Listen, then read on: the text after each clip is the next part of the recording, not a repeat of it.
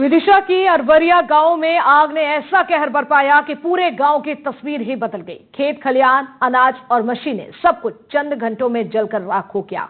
किसानों की साल भर की मेहनत एक झटके में खत्म हो गई और अब गांव में सिर्फ राख, धुआं और बेबसी का मंजर है। बताया जा रहा है कि निर्वाय की आग तेज हवा के साथ फैलते हुए गांव तक पहुंची और देखते ही देखते विकराल रूप ले लिया। इस भीषण आग में हार्वेस्टर से लेकर घरों में रखा अनाज तक जल गया। मौके पर पहुंचा प्रशासन नुकसान का आकलन कर रहा है, लेकिन ग्रामीणों की मांग है कि उन्हें जल्द से जल्द मुआवजा दिया जाए।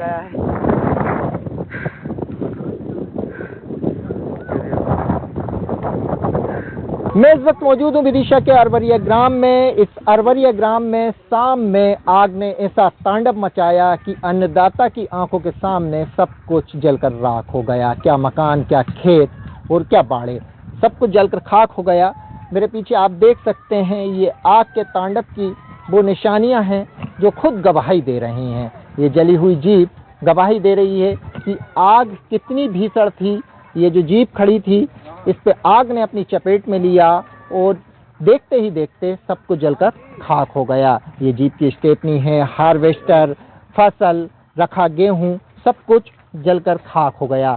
मैं आपको एक बार और दिखाना चाहूँगा। ये देखिए, ये किसान का वो घर था जिसमें गेहूं रखा हुआ था।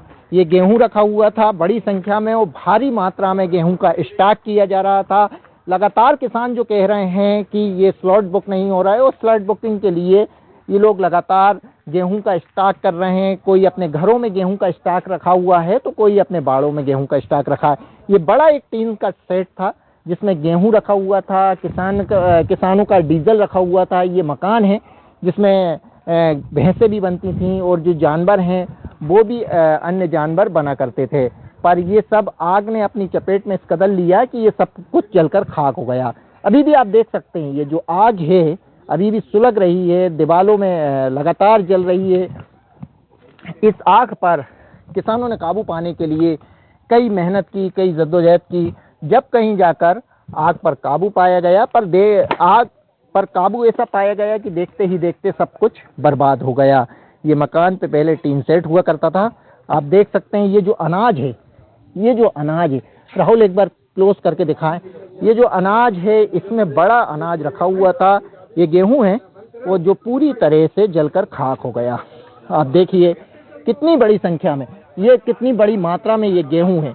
अभी भी मैं अगर हाथों में उठा रहा हूं तो मेरे हाथ भी जल रहे हैं, क्योंकि नीचे आग अभी भी धधक रही है। ये देखिए, धुआं भी निकल रहा है और ये पूरा जो गेहूं का बड़ा स्टॉक था ये पूरी तरह जलकर खाक हो गया।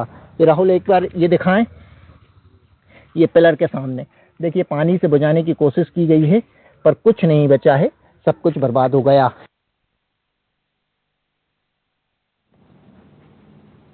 देखिए, नुकसानी का आकलन करना तो अभी मुश्किल है क्योंकि बहुत विस्तृत क्षेत्र में आग लगी हुई है। और जैसा अभी हम लोगों ने पूछताछ करी है और जो जांच पड़ताल हुई है प्रारंभिक तौर पे, आग यहाँ से लगभग 4-5 किलोमीटर दूर से किसी खेत से आग लग के आई है। दोपहर के 2 बजे के आसपास चूँकि हवा थोड़ी तेज थी तो आग तेज़ी से आई और तेज़ी से आके जो खेत जले हुए थे, शुक्र की बात यह है कि किसी खेत में फसल नहीं थी, तो जो खेत जले हुए थे उनमें से होती हुई वो एक ईश्वर सिंह जी का खेत है, उसके पास उनका खेत में अनाज रखने की जगह थी, उसमें आग पकड़ ली थी। तो उसमें उनका करीब 300-400 क्विंटल अनाज जल गया है।